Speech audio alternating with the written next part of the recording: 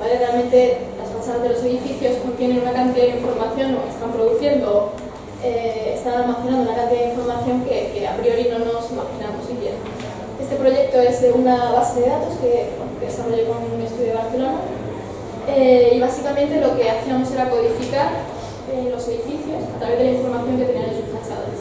De manera que con estos patrones podíamos ver a simple vista, por ejemplo, el edificio de arriba. Bueno, primero, básicamente los datos están agrupados en tres grupos de datos diferentes, que son los que tienen relación con lo temporal, con la energía y con lo físico. ¿Vale? Entonces, por ejemplo, si comparásemos el caso de arriba y el de abajo, justo los vectores que aparecen abajo referidos a lo físico, es decir, al peso, al volumen, ¿vale? Son muy pequeñitos. En cambio, el de abajo, ¿vale? Que probablemente conoceréis este edificio, esas variables son muy altas, ¿vale? Entonces, a simple vista, podríamos comparar ciertas componentes de los edificios e incluso pues, ver cómo se clasifican, ¿vale? en un árbol de disco. Este proyecto es uno de los más antiguos que hice y lo traigo porque realmente me apasiona todo el mundo digital, pero fundamentalmente me interesa mezclar lo digital con lo físico. Y este caso era muy literal. Es un proyecto que realicé con la Universidad Internacional de Andalucía, con el Departamento de Arte y Pensamiento. Y básicamente lo que nos pidieron a un grupo de profesionales muy heterogéneos es descubrir cuál era la estructura de poder y los flujos económicos que intersecaban con la creación de arte en Andalucía, por el Banco y básicamente bueno, lo que estuvimos es cada uno de los participantes pues, aportó su perspectiva, sus capacidades, y yo estuve encargada de realizar una cartografía que visualizase toda esa información que estábamos recogiendo. Y bueno, esta propuesta fue hacer una cartografía tanto digital como física. ¿Vale? ¿Cómo hicimos esto? La cartografía digital, pues, os imaginaréis cómo era básicamente trasladar estos datos a una serie de capas de información, pero en paralelo, pues subiendo con diferentes materiales, íbamos creando estas capas que al final eran como ventanas a la realidad, ¿vale? Que visualizaban todos estos flujos de información. ¿Qué extrajimos de todos estos análisis? Es una conclusión bastante, que os podéis imaginar, es básicamente que todos los flujos de dinero procedentes del sector público iban a eventos muy conocidos, muy grandes, pero realmente toda la producción de interés artístico que estaba muy diseminada por todo el territorio andaluz, todos los que tenían realmente como un valor cultural, no recibían absolutamente nada de este flujo económico. Y bueno, es una imagen simplemente para mostrar que realmente me interesa muchísimo esa vinculación entre lo digital y lo físico, ¿vale? Cómo se encuentran esos circuitos con la madera. Y creo que es interesante porque al final se pone en el mismo canal lo digital y el entorno físico. Y bueno, en este sentido he realizado algunos proyectos, del cual os voy a mostrar uno, en el que variables como por ejemplo el sonido o el movimiento afectan al espacio, o cómo este espacio afecta a esas variables.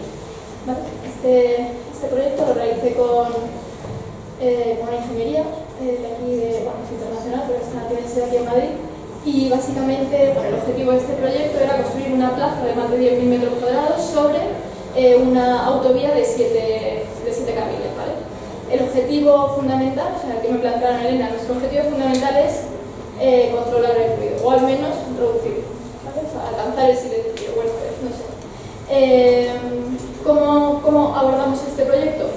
Básicamente con el equipo de ingeniería de sonido, estuvimos sacando datos de simulaciones de sonido, y al final, a partir de esas cantidades de sonido que íbamos recogiendo, básicamente esculpimos la plaza a partir de estos datos.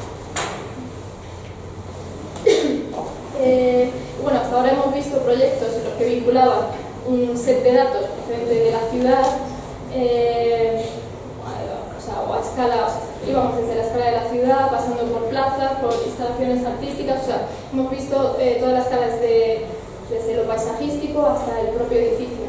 Pero también quería mostraros cómo, en lo que desarrollo, para mí, cómo la información, los datos, las experiencias, las historias que están a nuestro alrededor nos influyen directamente, o sea, nos afectan en la piel casi, y todos estos datos generan pues, diferentes reacciones de nuestro propio cuerpo. Y en esta diapositiva he resumido algunos de los proyectos que he desarrollado vinculando el análisis de datos con el propio cuerpo, ¿vale? Algunos de ellos son visualizaciones de datos que he realizado para investigaciones en dermatología, ¿vale? Algunos otros, como este de aquí, son imágenes de instalaciones artísticas que he hecho, que básicamente son obras que están sensorizadas y que reaccionan cuando alguien se acerca. O sea, el dato recogido por la propia instalación hace que ésta se mueva de una determinada forma u otra. Bueno, y otras son, pues, a partir de escaneos 3D, pues, traducido con herramientas de corte láser o impresión 3D, ¿vale? En diferentes esculturas. Y hasta aquí el trabajo.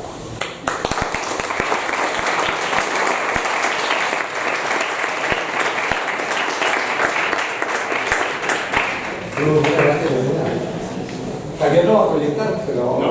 Podemos abrir las ventanas, entonces, para que... Claro. Sí, para que...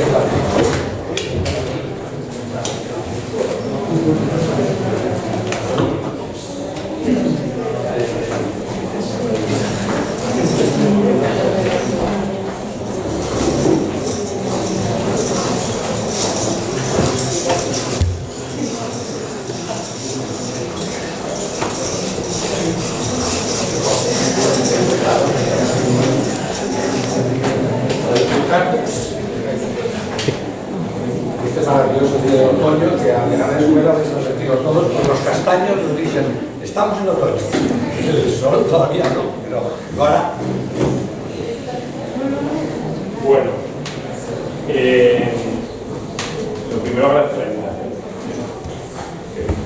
Siempre me interesa mucho venir a hablar de energía y arquitectura y más saber dónde está, pues que no sabía dónde estaba, pero es un gusto. A ver si luego podemos hablar un ratito. Si tiras el debate. Bueno, yo a Elena la conozco hace 5 años, más o menos, ¿no? Me invitó a una charla a la Universidad de Granada y yo no conocía lo que había hecho los últimos años, pero sabiendo en qué mundo se movía, a mí me gustaría hablar de energía y arquitectura, primero hablando de la versión más cuantitativa, que tiene más que ver con el mundo que ha comentado Elena, y luego contraponerlo con una visión más cualitativa, ¿de acuerdo? Para ello voy a hablar casi de clima y arquitectura, ¿de acuerdo? Lo primero que me gustaría decir es que en el imaginario de los arquitectos, por lo general, cuando se habla de energía, se habla la palabra cuantitativo, ¿no? O sea, cuando hablamos de energía, todo el mundo tiene en la cabeza como el kilovatio, el ahorro energético, la eficiencia. Todo el mundo tiene también en mente al ingeniero que te va a ayudar a optimizar el funcionamiento climático de un edificio. Es decir, que es un discurso que coge un poco tangencialmente al cuerpo fundamental de la arquitectura, y raras veces se habla de cuestiones de las que hablamos cotidianamente los arquitectos. Esta versión más cuantitativa de la arquitectura se tiene que apoyar forzosamente en las herramientas digitales, ¿no? Es decir, cuando queremos, por ejemplo, entender cómo se está moviendo el aire dentro de esta habitación, como no recurramos a un programa de simulación que nos permita ver cómo el aire se mueve, es muy complicado que lleguemos a visualizarlo. Y por lo tanto, en esta visión cuantitativa de la energía y la arquitectura, las herramientas digitales son fundamentales. O sea, yo creo que todos conocéis algunos de los programas que se utilizan para esto. Hasta ahora, en los años 60, en los años 50, se desarrollaron experimentos con jets de humo, ¿no? Para ver cómo podía circular el aire por el interior y por el exterior de los edificios, de manera que el humo permitiera visualizar cómo se movía el aire. Hoy en día contamos con unas herramientas digitales bastante poderosas que nos ayudan como arquitectos a poder entender cómo funciona el aire en los edificios y a poder manipularlo, ¿de acuerdo? Todas las herramientas digitales nos conecta con lo paramétrico, ¿no? Yo creo que es otra, es como otros filones que conectan lo cuantitativo con la energía y con la arquitectura. Yo creo que es muy interesante hoy en día, por ejemplo, intentar optimizar la radiación que recibe un edificio respecto de la forma, ¿no? Si tiene más fachada mirando al sur, a lo largo del año, a todas las estaciones, y las herramientas paramétricas nos ayudan, por ejemplo, a poder vincular parámetros puramente arquitectónicos que tienen que ver con la forma, con la cantidad de radiación que está recibiendo. Y si hace unos años se hacía de modo analógico y a lo mejor, pues, si le echamos muchas ganas, podríamos tener 15 formas distintas y calcular aproximadamente la radiación que recibían, hoy con las herramientas paramétricas podemos tener 200 alternativas distintas y en mucho menos tiempo que el arquitecto sea capaz de ver qué forma le interesa más al contraponerla con otra serie de parámetros que sí son puramente arquitectónicos. Luego, por enlazar con el tema que ha hablado Elena, yo creo que cuando se habla de energía, arquitectura, urbanismo, los datascapes son fundamentales, ¿no? Esto del Big Data, que se habla tanto últimamente, yo creo que todo el mundo tiene en la cabeza lo que son los Smart Cities, ¿no? Al final los Smart Cities lo que están haciendo es utilizar los datascapes, están utilizando las herramientas tan poderosas de análisis de datos para sacar conclusiones sobre aspectos muy concretos. Al fin y al cabo lo que tratan de hacer es de optimizar el funcionamiento de la ciudad, ¿no? El problema que tienen también los Smart Cities y los datascapes es que se analizan datos que interesan a determinadas instituciones, a determinadas empresas, a determinadas personas, ¿no? Y al final la lectura de la ciudad pues, está muy sesgada, ¿no? Se analizan los datos que interesan, por ejemplo, a las compañías de telefonía, o los datos que interesa a Tesla, y la visión que se tiene de la ciudad es bastante sesgada. Es decir, por acabar con esta parte más cuantitativa y científico-técnica, los números son necesarios, las herramientas digitales son necesarias, pero el trabajo de los urbanistas y de los arquitectos tiene que ver con muchas más cosas, ¿no? Que nos meten como en el lado más cualitativo de la energía y la arquitectura. Es un poco hacia donde me gustaría meterme ahora. Hablando en sentido estricto de termodinámica, todos conocemos el primer principio, ¿no? El primer principio yo lo vinculo con una lectura más cuantitativa de la energía, ¿no? Yo si por ejemplo imagino una máquina de aire acondicionado funcionando, le entran unos kilovatios de energía eléctrica y eso se traduce en un ambiente que está creando en el interior más una energía que se ha disipado. Y de alguna manera se puede decir que la energía que entra en la máquina de aire acondicionado es igual al ambiente que se ha creado más la energía que se está disipando, ¿no? 10 kilovatios de electricidad es igual a 5 más 5, por ejemplo. Pero si nos metemos en una visión más cualitativa de la arquitectura, pues entra el segundo principio. El segundo principio tiene que ver con la cualidad de la energía. La electricidad que entra en la máquina de aire acondicionado tiene una cualidad energética superior al calor que disipa, por ejemplo. Es decir, no se puede hacer lo mismo con una energía de cualidad alta y una que tenga menos cualidad. Esto tiene así como una... se verbaliza de un modo técnico.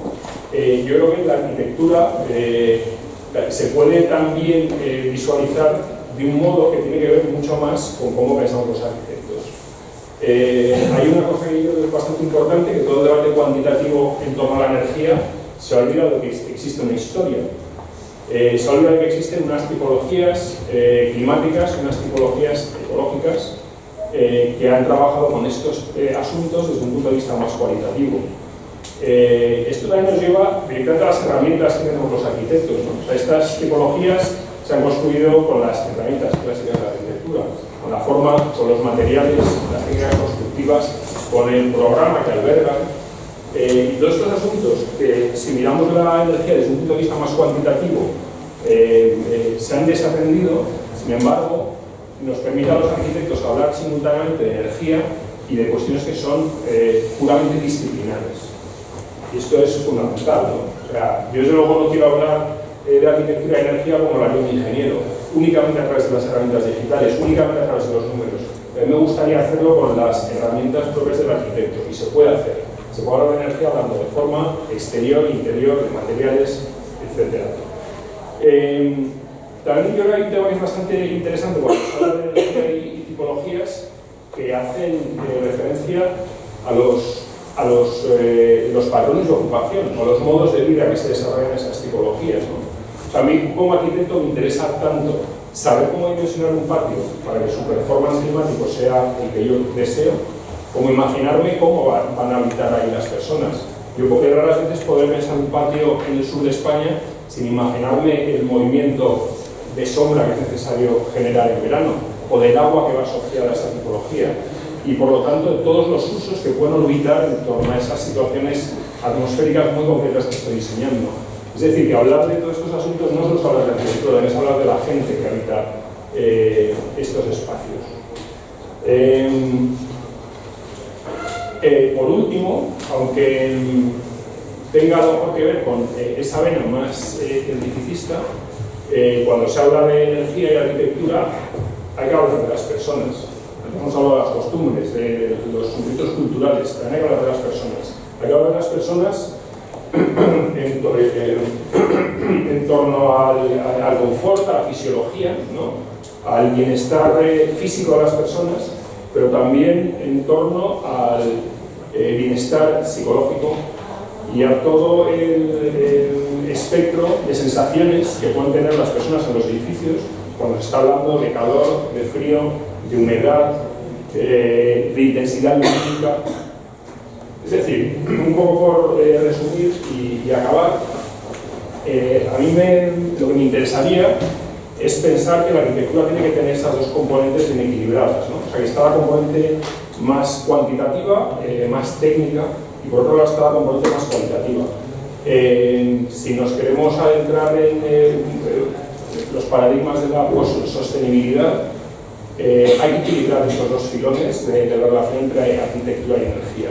Y si no lo hacemos, probablemente este debate será mucho más vacuo y afecte menos a las personas que están habitando los edificios, que al final yo creo que es el fin último de nuestro trabajo. Y con esto acabo. Gracias.